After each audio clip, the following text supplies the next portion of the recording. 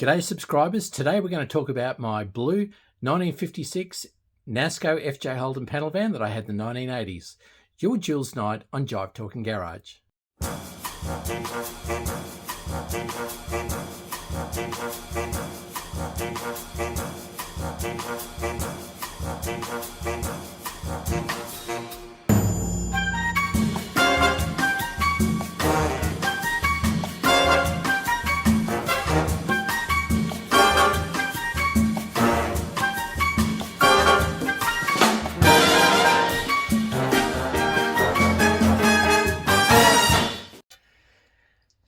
G'day subscribers. So June of 1984, I just finished helping the Brains Trust put together a Ocean Mist Green FJ Holden panel van. It was a chook pen and total restoration. It turned out a beautiful car, national champion, all those sorts of things. It was invited to even lead the 50th anniversary parade in Melbourne by General Motors. But anyway, look, putting that aside, the last FJ Holdens made were panel vans. So FE was introduced in the middle of 1956, so they stopped making sedans. There wasn't a ute available, nor a panel van, so they kept making FJ Holden utes and panel vans alongside of the FE sedan as it was starting production. And also the ute continued until Christmas, and then they ran out of shells, so it stopped. And then the panel van, they had 300 by Christmas, according to Don Loeffler, and read in his books. And there's also a section on Jive Talking Garage about it. So there was 300 bodies to last as long as they could, and those 300 lasted until March.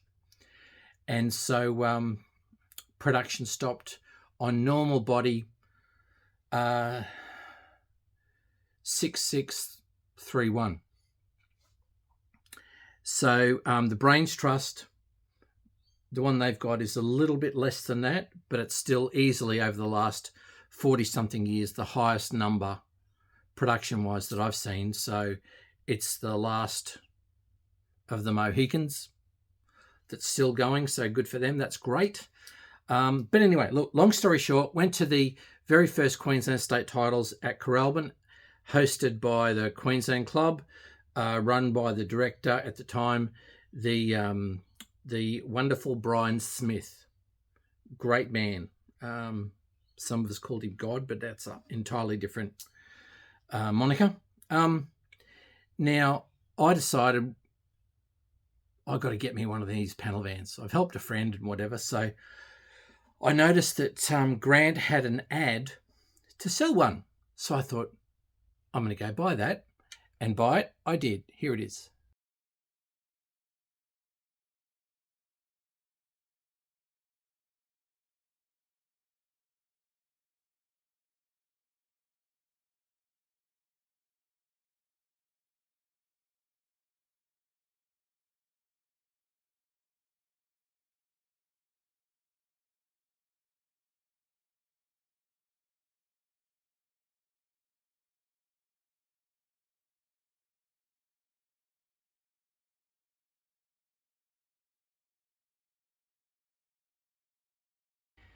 So I got the panel van off Grant, and then what happened was the Brains Trust said to me, look, it needs a lot of work, we've got to put a new grill on it.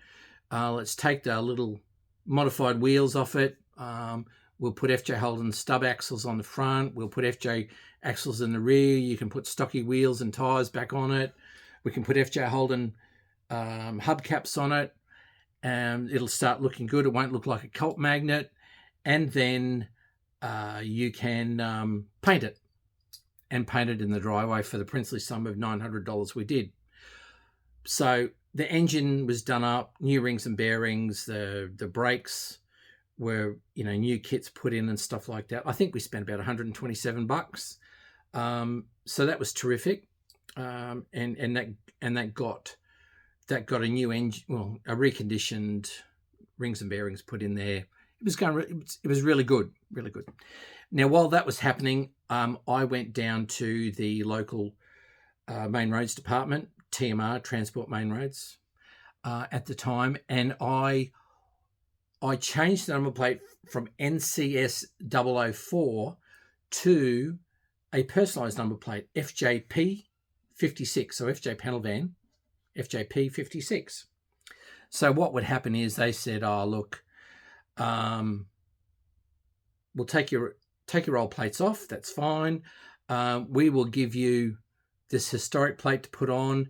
So when your new ones come on in the mail, just take that off and put the new FJP 56 on." And while I'm talking to the lady and paying the money, there was a blackout. And I totally forgot about all of this. And so I gave her the cash, because let's face it, 1984, everything was cash. There was none of this plastic. And so she said, "Look, we've done the transaction. Here's your receipt, blah, blah, blah. When the power comes back on, don't worry about it. I will update the manual records that I've kept and put it on the bleep bloop system." And I'm thinking, well, I've got no reason not to believe anything you're telling me, because I work for the government too, and you're a government employee, so you're going to do a government thing, so sure. So we put the motor back in. We'd fixed the brakes, we'd given it a paint job, we'd done the sign writing, blah, blah, blah, it's all done. Now, we lived at Paddington, so, and you have to have your wits about you sometimes. So really it was a case of, let's take the car on a maiden voyage. So what I did was I said, we're going to Burley Mars at Breakfast Creek. So mate jumped in, leave Paddington, head down to Breakfast Creek, which is where Captain Cook and Sir Joseph Banks had breakfast, which is why it's called Breakfast Creek. So it was a matter of going to Burley Mars. I forget whether I got some fish and chips or something like that, but who cares? But the point of the matter is twofold. The first point is, I didn't realise when you refresh a motor, you actually create more pressure. And you're restoring the pressure back, obviously, to how it was when it was coming out of the factory. And so the new pressure in the engine, it blew the backside out of my muffler. So I'll just grab one. Now, FJ mufflers are, round cylinders, but let's just say on the bottom, it just literally blew the baffles straight out of it. So, when it heats up and you drive to work and you stop and you park the car, well, it cools down. So then you get condensation and whatever. And internally, they rust from the inside out. So they might look good on the outside, but inside they're a rusty mess. And as soon as you get the car going, I don't know how long it was sitting at Grant's, but anyway, when we refreshed the engine, took it for its first drive, boom, all of a sudden it sounded like a V8, and I was like, oh my goodness. And I'm thinking, this sounds pretty good.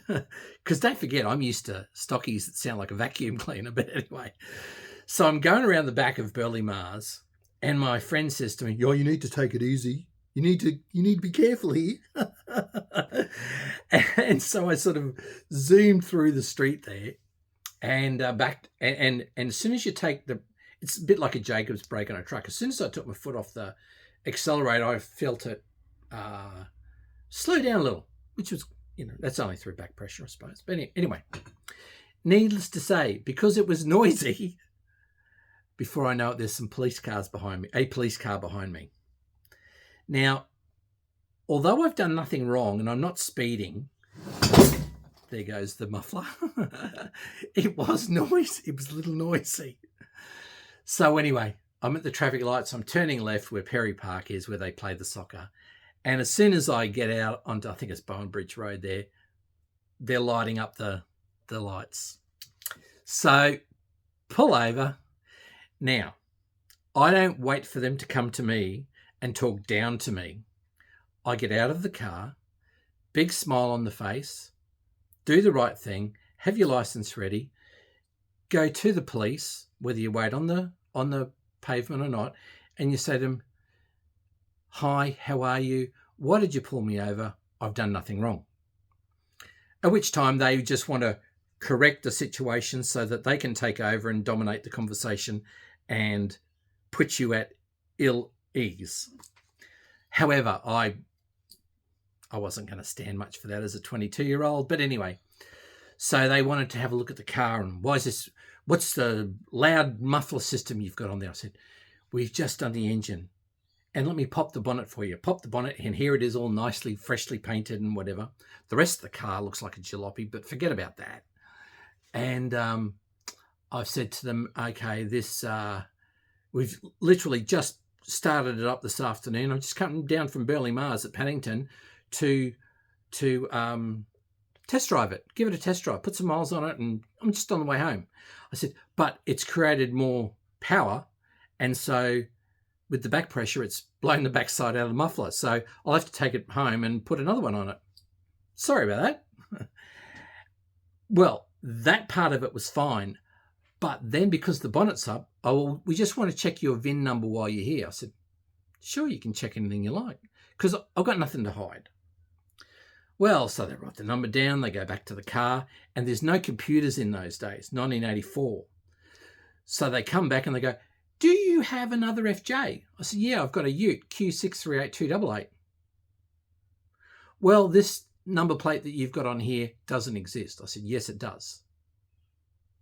They said, no, it doesn't, not in our system. And I'm racking so they're thinking I'm doing something dodgy or fraudulent. And that wasn't the case at all. And then this is where you've got to have your wits about you. And I said, I think I know what's happened. I said, I bought the car recently off another fellow through the club magazine. Bought the car, brought it home, new rings and bearings, new paint job, new brakes. While that was all happening, I went and took the old NCS 004 number plate. They said, well, that one's been cancelled. Does HS 2147 or whatever mean anything to you? I've gone, no. I said, but hang on a minute. What happened while I was there? They had a power blackout, and when I was buying the new number plate for the for the FJP 56, the lady did it all manually, and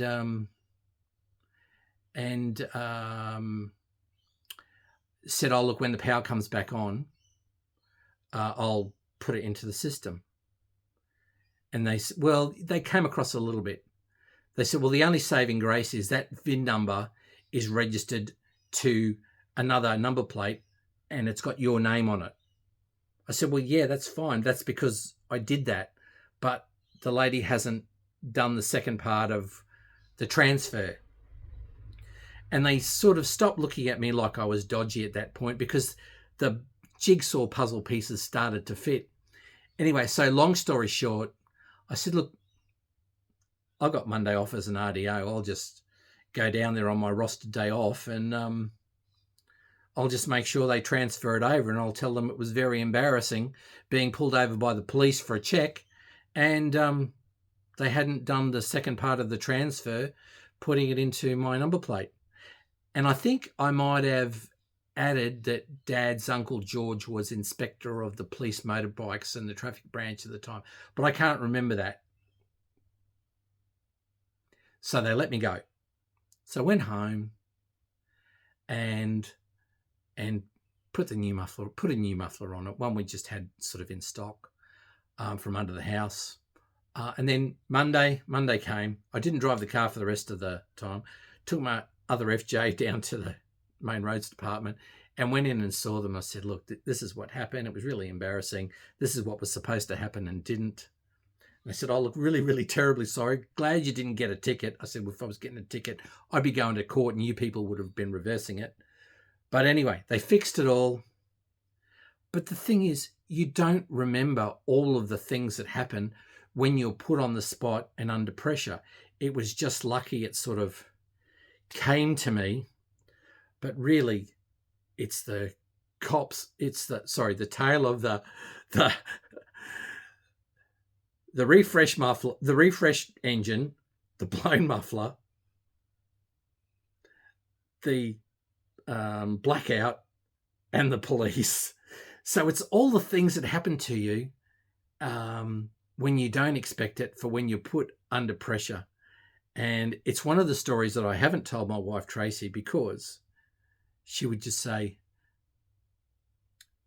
that just sounds so typical, and you're the only person that type of thing could happen to. There you go, folks. That is the tale of the blown muffler dealing with police because you've got a refresher engine at Breakfast Creek in 1984 with your FJ Holden Nasco panel van. Don't forget, check out our Facebook page for Jive Talking Garage. Don't forget, share, like, and subscribe. But more importantly, enjoy your Holden.